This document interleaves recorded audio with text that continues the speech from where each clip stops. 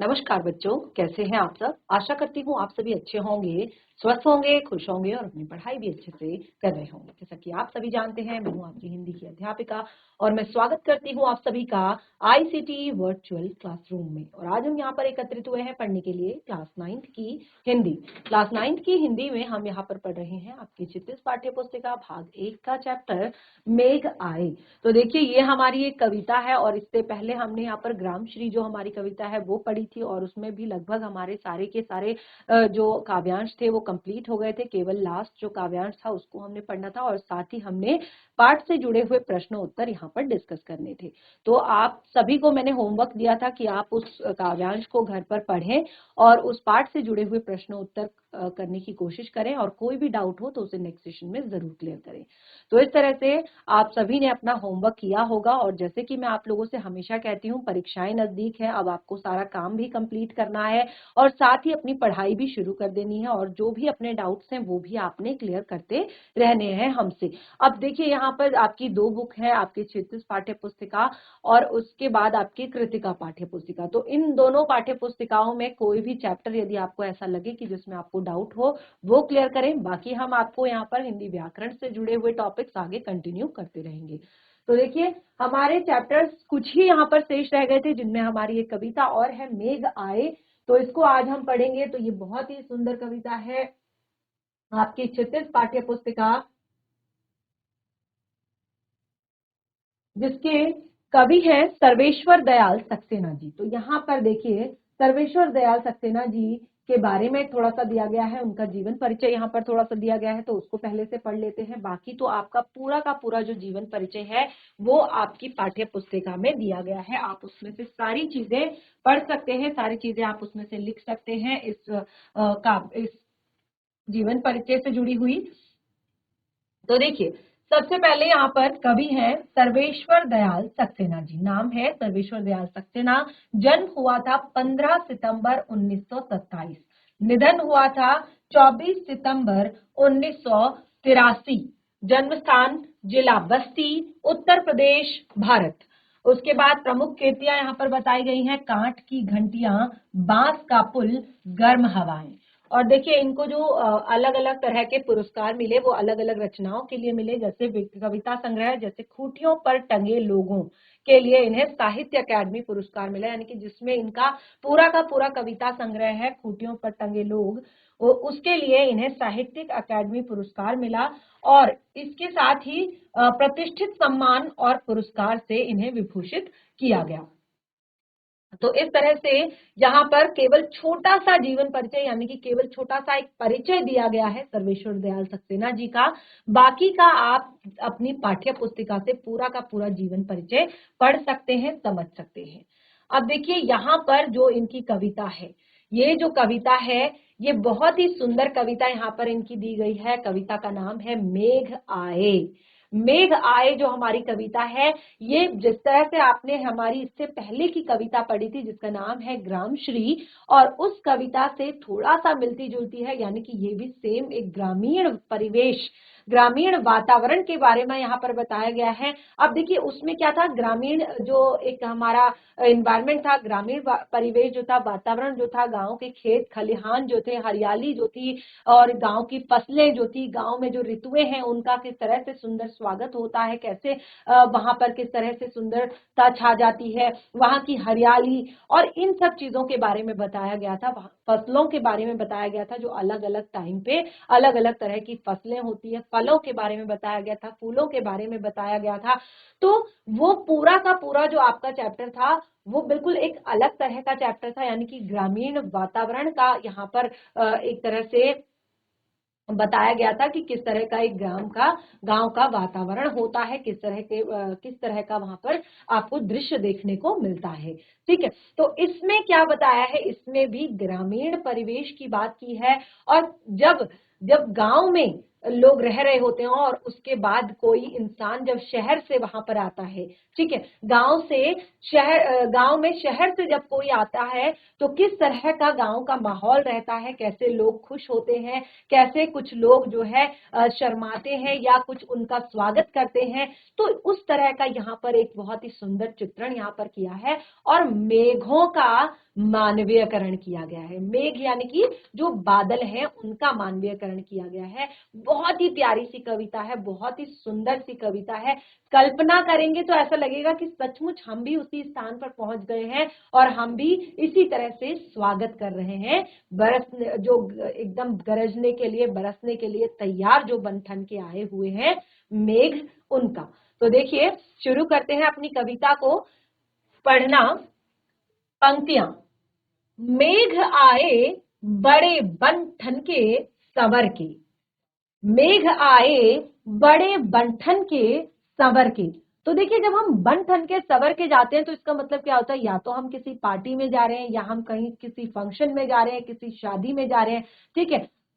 जब बहुत ज्यादा होता है ना कि बिल्कुल एकदम तैयार है, कोट पैंट पहना हुआ है या साड़ी पहनी हुई है या बिल्कुल एक पगड़ी लगाई हुई है, बिल्कुल रेडी है हम, तो इसका मतलब हम किसी अच्छे बड़े फंक्शन में जा रहे हैं, शादी में जा रहे हैं या किसी और फंक्शन में जा रहे हैं। तो बिल्कुल अब मेघ भी बिल्कुल तैयार है, रेडी है। और कैसे उन सबका स्वागत करने के लिए, उनका वेलकम करने के लिए जो बाकी चीजें हैं प्रकृति की, और एक जो वातावरण बताया गया है कि कैसे उनका स्वागत करने के लिए तैयार खड़ा है, वो आप यहाँ पर देखेंगे। मेघ आए बड़े बंठन के संवर के, मेघ बिल्कुल बंठन के संवर के तैयार बिल्कुल हैं, बरसने के लिए आए हुए हैं बिल्कुल।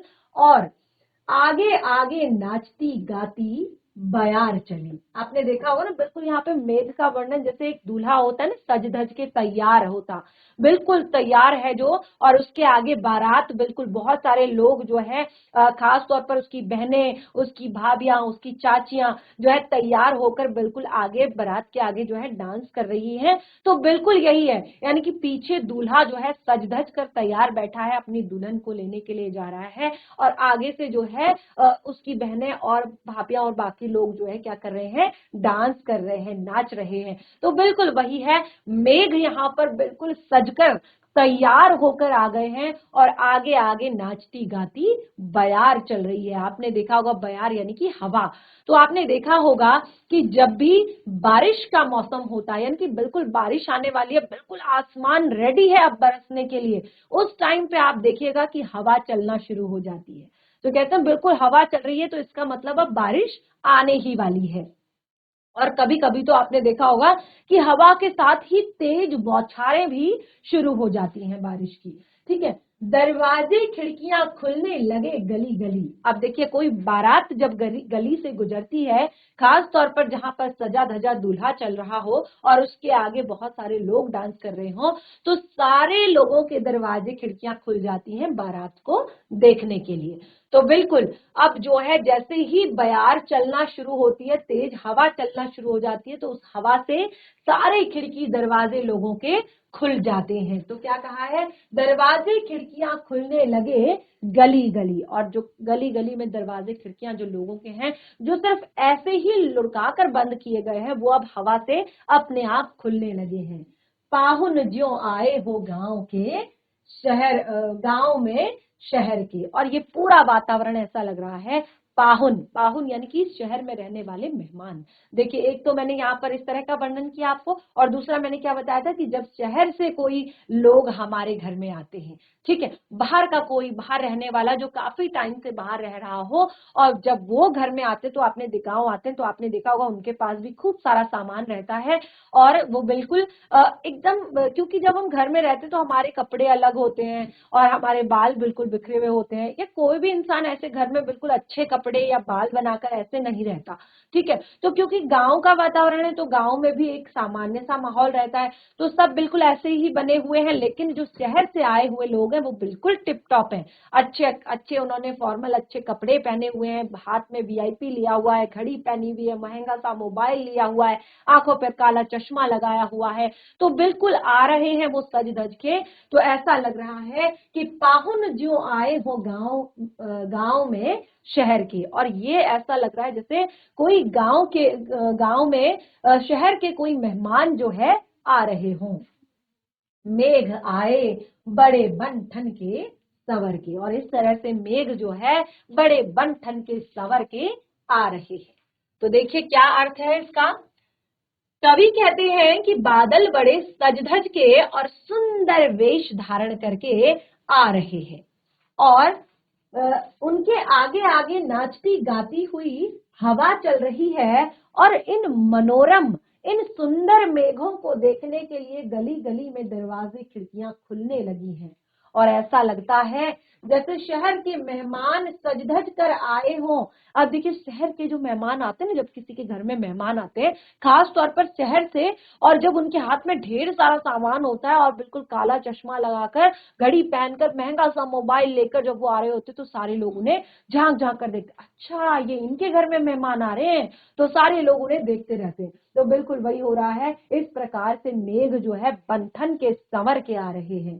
तो इसका अर्थ क्या है, क्या आश्रय है इसका। अब देखिए ये केवल मैंने यहाँ पर आपको भावार्थ बताया था, अब व्याख्या किस तरह से करेंगे। देखिए अगर कई बार आपको एग्जाम में आता है सप्रसंग व्याख्या कीजिए, तो सप्रसंग व्याख्या कैसे करेंगे। आप सबसे पहले बताएंगे कि पूरा प्रसंग लिखेंगे, ठीक है। प्रसंग लिखना आप लोगों को मैंने बताया है किस तरह से आपने प्रसंग लिखना है। प्रसंग में आप लिखेंगे प्रस्तुत काव्यांश हमारी पाठ्य पुस्तिका मेघ आए से लिया गया है, जिसके लेखक या कवि है सर्वेश्वर दयाल सक्सेना जी। और फिर आप बताएंगे कि इसमें कवि ने मेघों के यानी कि वर्षा ऋतु के आने का सुंदर वर्णन किया है। तो ये केवल अर्थ अभी तक बताया। अब देखिए व्याख्या कैसे करेंगे।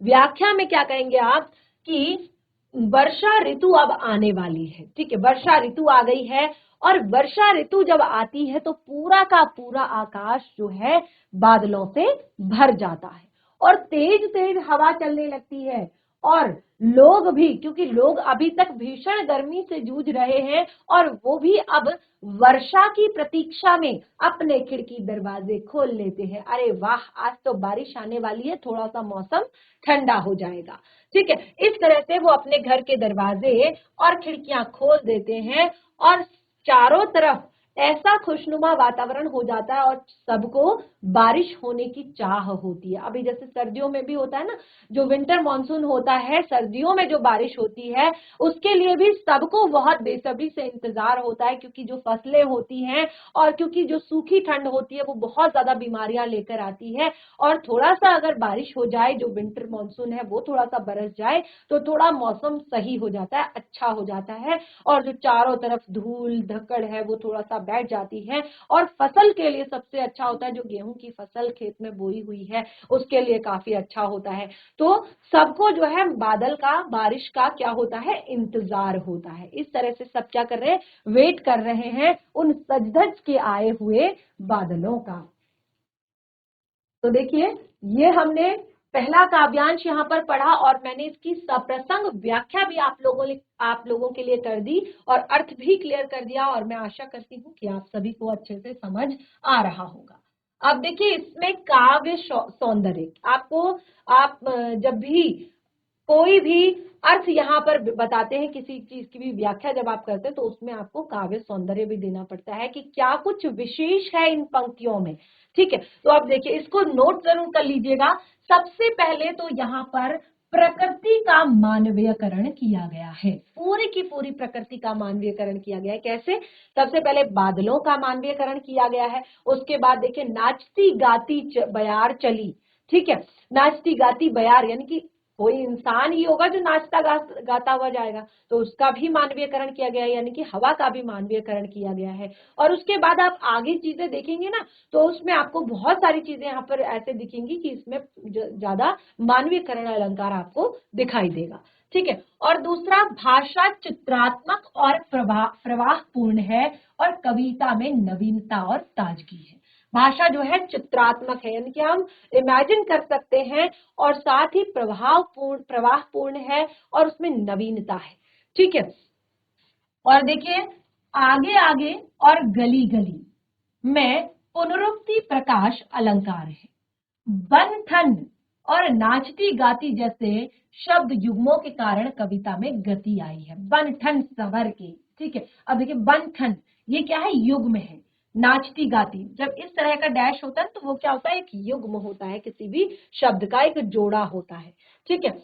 कवि ने मेघ को शहरी मेहमान के रूप में और हवा को एक आनंदित प्रिया के रूप में तथा सारे गांव को एक उत्साह में मग्न यहाँ पर दिखाया है। किस तरह क्या दिखाया है कि जो बादल आ रहे हैं वो तो शहर से आने वाले किसी मेहमान की तरह है। नाचती गाती हवा जो है वो उस मेहमान की एक तरह से पत्नी हो सकती है या प्रिया हो सकती है या उसके फैमिली मेंबर्स, उसकी बहन, उसकी माता जी, कोई भी हो सकती हैं, और वो बिल्कुल खुश है, प्रसन्न है, और सारे गांववासी जो है इंतजार कर रहे हैं उसके आने का। तो ये यहाँ पर बताया गया है। तो ये इसमें विशेष है, अगर आप चाहें तो इसको नोट भी कर सकते हैं, क्योंकि ये आपको अब आपको ये सारी चीजें लिखना बहुत ज्यादा जरूरी होता है।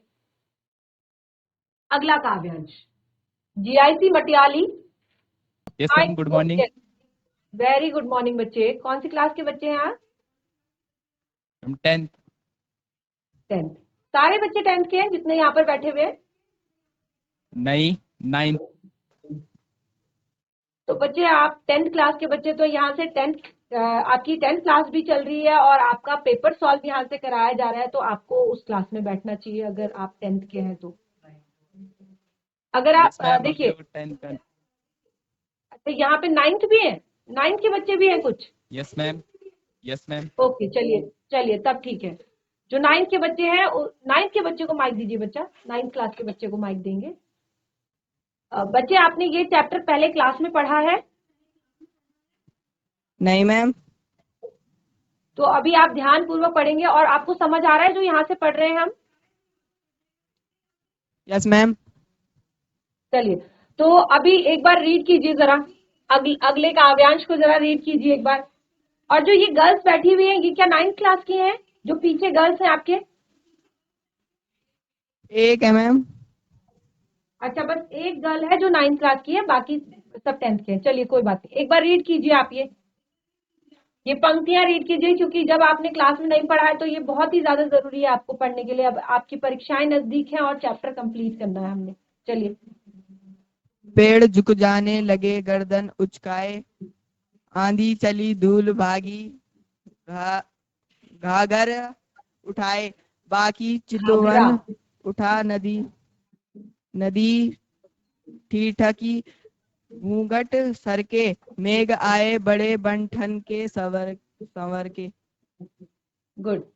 तो देखिए ये आपकी बहुत ही सुंदर कविता है। जैसे मैंने यहाँ पर बताया कि चित्रात्मक शैली में इसको लिखा गया है। तो अगर आप इसको ध्यान पूर्वक पढ़ेंगे और आप एक एक पंक्ति को समझेंगे, तो आप इमेजिन करेंगे, तो आपको लगेगा कि सच में ऐसा हो रहा है। और ये प्रकृति को बहुत ही सुंदर तरीके से यहाँ पर पूरी की पूरी प्रकृति का मानवीयकरण किया गया है। चलिए बैठिए, इसको मैं एक्सप्लेन करती हूँ और ध्यान दीजिएगा क्लास में। तो देखिए, आपने पढ़ा, पेड़ झुके झांकने लगे गर्दन उचकाए। पेड़ झुके झांकने लगे गर्दन उचकाए, आंधी चली धूल भागी घाघरा उठाए। आंधी चली धूल भागी घाघरा उठाए, बाकी चितवन उठा नदी। बाकी चितवन उठा नदी ठिठकी, घूंघट सर के, मेघ आए बड़े बन-ठन के संवर के। तो देखिए, जैसे पहली पंक्ति में मैंने आपको बताया था कि मेघ आए हुए हैं, पूरा आसमान जो है बादलों से भरा हुआ है, हल्की हल्की बयार चल रही है और उसी से खिड़की दरवाजे जो है खुलने लगे हैं। तो ये बिल्कुल इस तरह से मानवीयकरण किया गया है प्रकृति का, जैसे शहर से कोई मेहमान जो है चला आ रहा है और उसके साथ जो है, जो उसकी प्रिया है घर पर, जो उसका इंतजार कर रही है, वो खुशी के मारे इधर उधर घूम रही है। तो ये हवा को कहा है, और घर के जो गांव के बाकी लोग हैं उनके सबकी खिड़कियां दरवाजे खुल गए हैं कि कौन आने वाला है। तो अब देखिए, इससे, इस एक्साइटमेंट में, इस उत्साह में, इस खुशी में कि गांव में नए मेहमान आ रहे हैं, शहर से मेहमान आ रहे हैं, क्या कुछ हो रहा है आगे उसको समझते हैं। पेड़ झुके झांकने लगे गर्दन उचकाए। अब जितने भी पेड़ हैं वो कैसे होते हैं, जब हवा चलती है, तेज जब हवा चलती है, इस तरह से हिलोरे मारते हैं और एकदम से झुक जाते हैं और फिर खड़े हो जाते हैं। यानी कि इस तरह से वो हिलोर मारने लगते हैं जितने भी पेड़ होते हैं जब आंधी चलती है, जब हवा चलती है। और झांकने लगे गर्दन उचकाए, जोर से झुक रहे हैं और फिर जोर से खड़े हो रहे हैं। ऐसा लग रहा है कि गर्दन उचकाकर देखना चाह रहे हैं कि कौन आया है। ठीक है, आंधी चली और तेज आंधी चल रही है, बहुत तेज आंधी चल रही है। धूल भागी घाघरा उठाए। तो देखिए धूल का भी मानवीयकरण किया गया है। जैसे गांव में छोटी छोटी बच्चियां होती है ना, जब कोई आ रहा होता है तो वो शर्मा के कैसे भाग जाती हैं, तो बिल्कुल धूल ऐसे जो है भाग गई है जब ये मेहमान आने वाले हैं। तो यहाँ पर कौन मेहमान, जो बारिश आने वाली है, आंधी तूफान जब चल रहा है, आंधी जब आई है, तो उसमें जितने भी धूल के कण हैं, ऐसा लग रहा है कि वो घाघरा उठाकर भाग गए हैं शर्मा कर। बाकी चितवन उठा नदी ठिठकी, बाकी चितवन उठा यानी कि बाकी जो पूरा वातावरण है वो बहुत ही सुंदर हो गया है। नदी ठिठकी, और नदी भी 1 मिनट के लिए ठिठक गई है। घूंघट सर के, जैसे ही आंधी चलती है ना, तो सबके सब लोगों के क्या हो जाते हैं, एक तरह से सिर से जो पल्ला रखा हुआ होता है, घूंघट जो रखा हुआ होता है, वो सब सरक जाते हैं। यानी कि जितनी भी चीजें आपने देखा होगा, छतों के ऊपर जो पन्नी चढ़ाई रहती है या कहीं पर भी कोई आपने देखा होगा, जो भी चीजें आपने ढकी रहती है वो सब उड़कर आंधी में चली जाती हैं दूर दूर।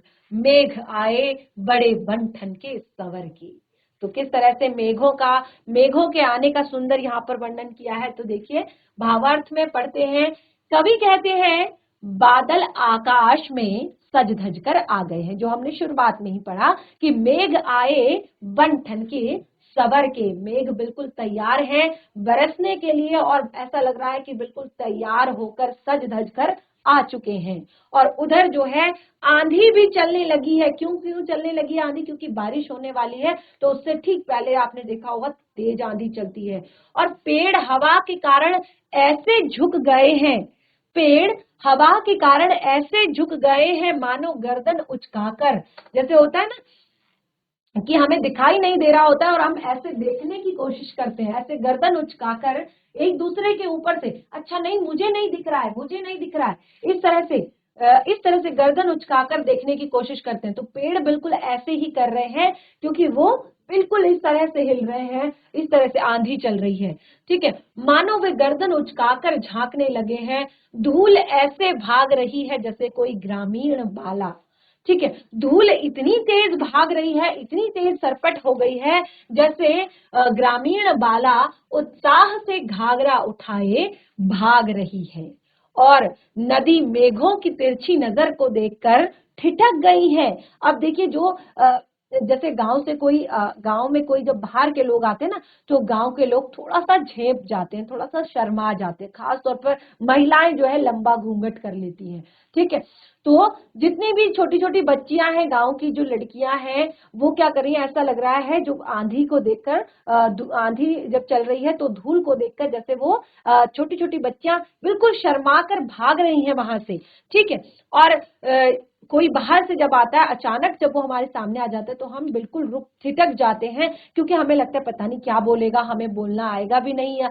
ठीक है ना, क्योंकि वो बाहर से आ रहा है। ठीक है, क्या पता कुछ पूछ ले जो हमें ना आए।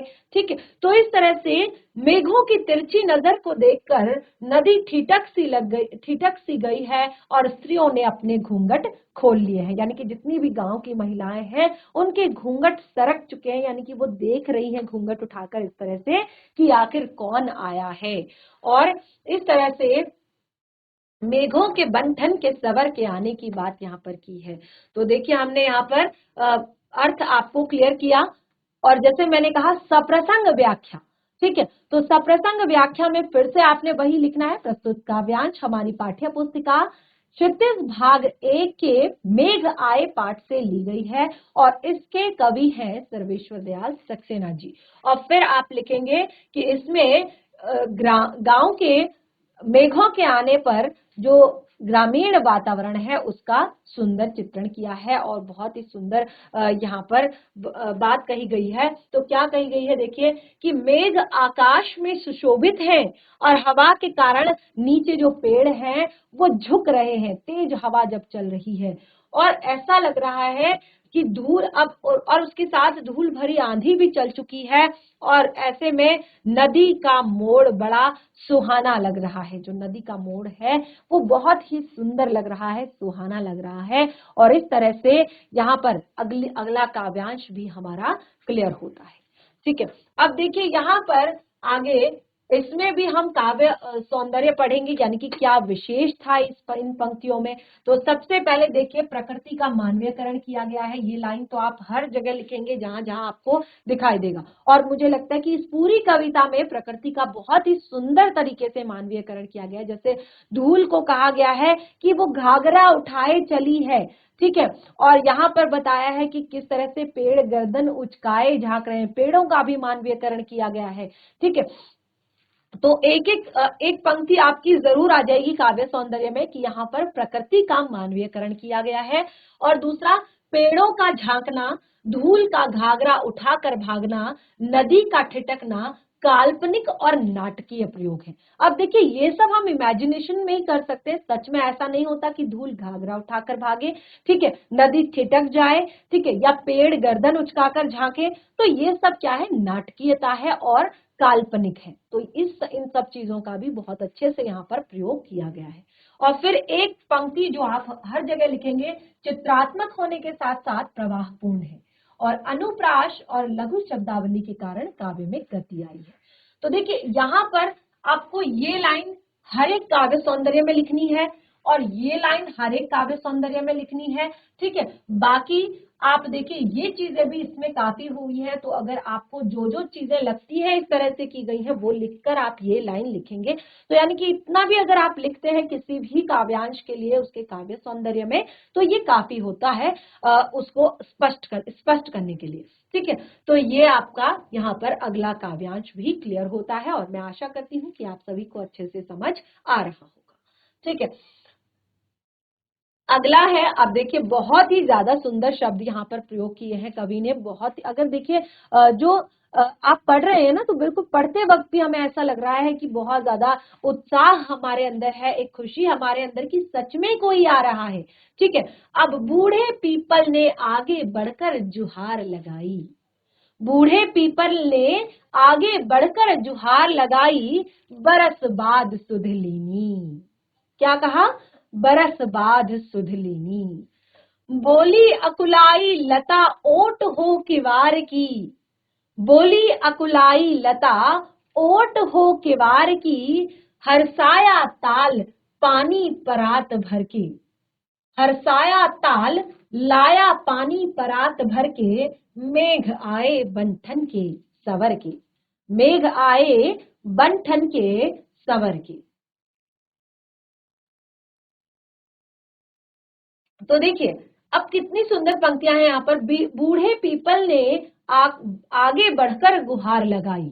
अब देखिए जब आपने देखा होगा जब गांव में कोई आता है तो क्या होता है, जब गांव में कोई आता है तो क्या होता है, जो बड़े बुजुर्ग होते हैं, ठीक है, जो बड़े लोग होते हैं वो क्या करते हैं, वो उनका स्वागत करने के लिए, जब क्योंकि सबसे पहले हम क्या करते हैं, हम अपने गांव भी जाते हैं या कहीं और जाते हैं, तो देखिए क्या होता है कि जहां पर जब कोई भी आता है या आप भी जब गांव जाते हैं तो सबसे पहले क्या करते हैं, अपने बड़े बुजुर्गों के चरण स्पर्श करते हैं। ठीक है ना, आप भी कहीं पर जाते हैं तो जितने भी आपके घर में आपके दादा दादी हैं, नाना नानी हैं, या आपसे बड़े जो भी हैं परिवार के, या आप गांव जाते हैं तो आपको गांव में तो आपके बहुत सारे दादा दादी या नाना नानी आपको मिल जाते हैं। तो सबसे पहले क्या करते हैं, हम उनके चरण स्पर्श करते हैं या हम उनसे मिलते हैं। तो यहाँ पर सेम चीजें हुई हैं, जैसे कि ही यानी कि जो बूढ़े पीपल ने आगे बढ़कर जुहार लगाई, या बूढ़ा पीपल जब है वहां पर, यानी कि वो एक बुजुर्ग के तौर पर वहां पर है, और जब उसने आगे बढ़कर जुहार लगाई, क्या कहा कि बरस बाद सुध लेनी, कि बड़े दिनों बाद आए हो बच्चे, जैसे आप जाते हो तो कहते हैं ना, अरे बहुत दिनों बाद आए इस बार तो बिल्कुल वही हो रहा है। बादलों के लिए कहा गया कि बरस बाद सुधलीनी, बहुत टाइम हो गया था, अब आप आए हो, बरस बाद सुधलीनी। बोली अकुलाई लता, ओट हो के वार की। और जो अकुलाई लता यानी कि जो अकुलाई यानी कि जो व्याकुल है, लता कौन, जो उनके जिसके घर पर वो मेहमान आ रहे हैं, उनकी उसकी जो प्रिया है या उसकी जो पत्नी है, वो बहुत ही ज्यादा व्याकुल है और वो वहां दरवाजे के पीछे छिपकर ये सारी चीजें देख रही है। हर्षाया ताल, लाया पानी भर परात भर के। तो देखिए क्या होता है, आपने देखा होगा जब बारिश होती है तो ग्रीष्म ऋतु में जितने भी हमारे तालाब हैं, नदी हैं और झरने हैं, ये सूख जाते हैं, तो ये बिल्कुल लबालब फिर से भर जाते हैं। तो इस तरह से बहुत ही सुंदर तरीके से यहाँ पर प्रकृति का मानवीयकरण करते हुए वर्षा ऋतु के आगमन का सुंदर चित्रण किया है। तो हमने यहाँ पर 3 काव्यांश पढ़े। अभी इस पर आज आप घर पर जाकर इन तीनों को एक बार रिवाइज कीजिए, इसके अर्थ को अपनी कॉपी में लिखने की कोशिश कीजिए। कोई भी डाउट होता है तो उसे नेक्स्ट सेशन में क्लियर कीजिए। बाकी के टॉपिक को कंटिन्यू करेंगे हम अपने नेक्स्ट सेशन में। तब तक के लिए धन्यवाद। आपका दिन शुभ हो।